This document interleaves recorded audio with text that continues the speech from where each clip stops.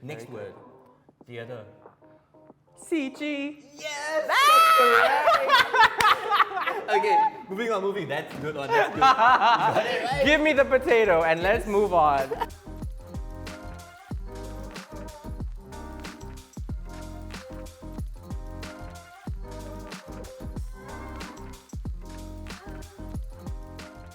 Hey, happy people! Welcome to SgNL. If you haven't figured that out, it is Singapore Night Live, a little talk show where we ask our Singapore theatre guests some questions, toy around a bit, and talk cock, sing song, find out what goes through their minds on stage.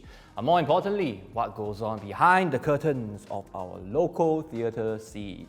And today I am excited to have a chat with a fellow young theatre maker, a producer, a playwright, and also, more importantly, an actor. Join me in welcoming Theo Chen. Hello. Hi Theo, how are you today? I'm good. How are you? You're so young, but I've seen you on so many shows. I watched you on Love and Information. You were in a pantomime for Wild Rice as well. Yeah. And you were also an MC for NDP. I was. Yes. That was fun. Yeah. So, wow, you've accomplished so much, but you're still so young. You're only 20 years old. Makes me Yes, wonder I what am. I'm doing with my life. So maybe you can start off by telling us more about yourself. Sure. So my name's Theo. I'm a theatre maker. I do a bit of whatever comes to me. So far I've done some playwriting, done some producing, and some performing, and hope to be able to do more directing soon too. I'm just curious, like, what started all of this? I mean, it's still so young, but you've already decided what you want to do. So when did it all begin? When did you choose to pursue theatre? Well, I suppose it all began super young. My parents brought me to a Wild Rice panto, and I had always loved like movie musicals like The King and I and West Side Story and stuff like that. So and Sound of Music. Oh my God, I watched Sound of Music like every weekend for 2 years. Childhood. Super big fan. So I went to the Wild Rice panto and I saw the kids in the children's chorus, and I was like, oh, I want to do that too. And so I went on to Google, and at the time, Ivan Heng's email was on the Wild Rice website. So I just wrote him a little 9-year-old, 10-year-old email saying, hi, I want to be in your panto, Yeah. And so then I got the audition call the next year. Wow, so he replied to you and... He did. I guess he had the time back then. They weren't at Funan yet, and so there was more time in his life for me, thankfully. Wow, I mean, you as a 9-year-old wrote an email to Ivan Heng and... Yeah, it's so funny, right? It's Wow. just, I don't know what I was thinking. So Theo, you also happen to be the founder of Playwrights Commune. So you want to share with us more about that? Yes, I'm very privileged to lead a really wonderful team of people at Playwrights Commune. Playwrights Commune was founded and devised in response to what I felt was a scarcity of space and time for new playwrights. So I think what we have in Singapore that's great is that there are several open calls and opportunities for productions of the work. But what I felt that was missing was between those open calls, what is a playwright to do? How do they develop their own work? Unless someone does a masterclass or a one-off workshop. Right, which also happens. But I felt that what was missing was that a community for these playwrights to find each other, to find collaborators, and to make the development process, make the rewriting process more interesting, energetic, and exciting. So that's why I started Playwrights Commune, to kind of make a platform and a space for the kind of work that I just talked about. Yeah, it's amazing that you had this initiative to bridge the gap in between. So you know how they say about us young theatre makers about how we only know how to speak English and we're not good in our mother tongue? They call us Ang Mo Pai or Jiak Kan Tang, which happens to be the name of our next segment, toying around segment called Jiak Kan Tang. We are very 好奇 to know if you can speak 华语. Jang, jang, jang. Okay, rules are very simple. I'll give you an English word and you have to translate it in Mandarin. Okay. 容易, right? Yeah, 真的. So you only have 5 seconds on the clock, give or take, for each word. And for each word you get correct, at the end of it, you get 1 potato. So how many words do I have to get correct to get this potato? Well, we'll decide. Okay. Okay. One word. Just a disclaimer, I really cannot speak Chinese. It's perfect. But I it's can't okay. either. I got all my answers from Google Translate. As you can see, it's all written in Han Yu Pinyin. So Okay. I'm not better off myself. For anyone at home, Yes. I don't know your language. I'm doing my best, but I don't wish no offense upon your beautiful language. No worries. No worries. Okay. So, first word. Ready? Okay. It's not all simple. Okay. Stage. 门 门 but The stage. I'm gonna play this word association Okay. style. All right. So Yeah. it's It's called. 门 It's Wu Tai. 舞台. Yes. Okay. Very good. Next very word. Theater. Good. CG. Yes. That's correct. Okay. Moving. That's good one. That's good. You got it right. Give me the potato and let's Yes. move on. No, I'm just kidding. Okay. Okay. Next word. Musical. 跳舞和唱歌戏剧. Close. So music. Close? Close. So do you know what music is in? No, I don't actually. It's 音乐. Oh, okay. So if you were to put it together, it's music show. So musical. So 音乐剧. Oh, wonderful. Good to know. Alright. So next one is quite tough. Lighting designer. 太阳 pew pew 人 太阳 pew pew 人 太阳 pew pew 人. No, it's actually No. light. What do you call light?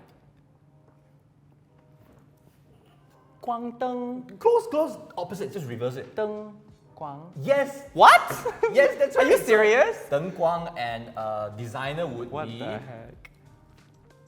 设计师. Okay. So if you put it together, it's 灯光设计师 yes. I'm gonna give you that point. Next one, it's quite easy. So I hope what's so. warm up?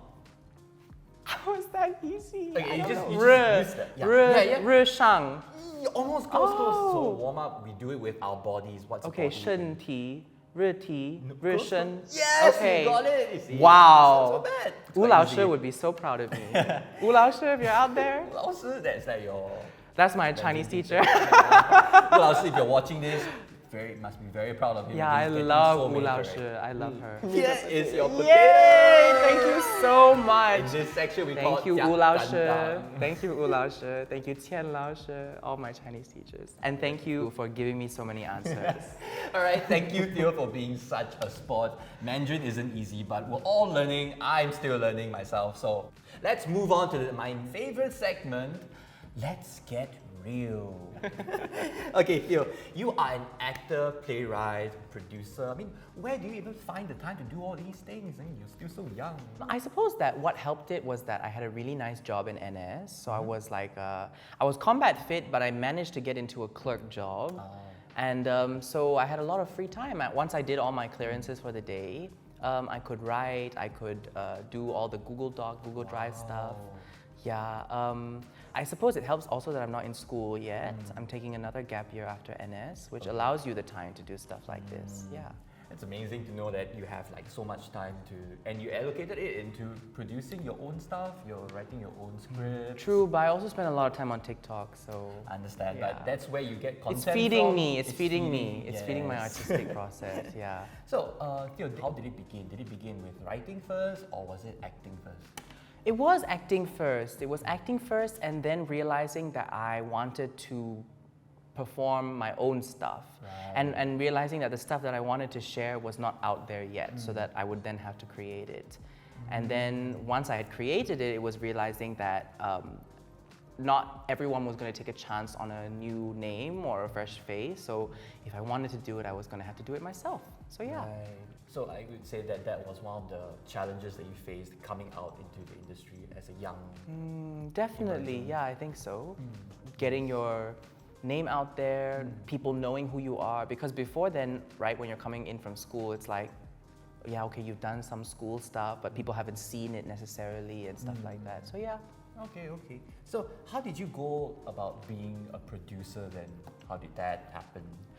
It's a lot of cold DMs, cold emails, you know, when the person doesn't know you. But I think Singapore is small enough that if you just message them on Facebook or even add them as a friend, they will open your message. And it's a lot of asking for advice, asking for their opinion. Yeah, and actually people are very giving with their mentorship and with their time, which has been really invaluable to me. And that's how I learned how to produce, right? Because I think what's great about that is that you kind of think about all that you know you need to do, and then people help you look at your blind spots and point out your blind spots. Yeah. So, any like tough questions or comments you got from your older peers before? Of course, but that's good. I think that's really good. It's constructive feedback. It's always constructive. It's never personal. Definitely not. And it's sometimes I suppose they are their experience makes them less open to taking big chances. And you know, I think you need to kind of when you get tough feedback, definitely try and take it in. I always do try and take it in, but I also try and remember that we are not the same people. And so there's stuff that you can listen to that's like practical, but then sometimes it's to do with like how big your vision is. And I think people often try and tell you stuff to protect you or to prevent you from making the same mistakes that they did. Yeah. But you know, sometimes I feel like it's okay to make your own mistakes in terms of scope. Right. So for example, I've been thinking a lot about like scope of projects that I take on, and because is it better to do something wider that helps more people, or something smaller and more refined that helps a fewer number of people but helps them more deeply? So I've been trying to weigh that back and forth, because I think the stuff that I've done has largely been very wide and very broad, and very big, so to speak. I think the challenges come more from within yourself, right? I think that the industry is difficult to get into, but what makes it even harder is perhaps when you don't have self-confidence, or or if you do have self-confidence, when it falters, if you don't have a community to back you up, to support you, to lift you back up. I suppose that's the hardest part about being a young practitioner, right? Finding your tribe, so to speak, your people, the people who will support you and lift you back up. That's the hardest part. Finding out your own support systems, especially within your own theatre community. Exactly, absolutely, yeah.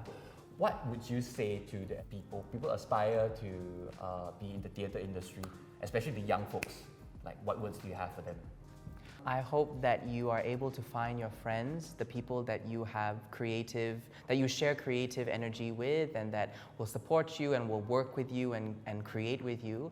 And if you're not able to, or you don't know where to go, then please do message me on Instagram. My Instagram is Theo Chen, and I'd love to get to know you better and hopefully connect you with the people that I know who are also looking for people to work with.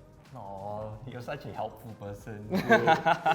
So, Theo, thank you for being such a wonderful, wonderful guest on today's episode of SgNL.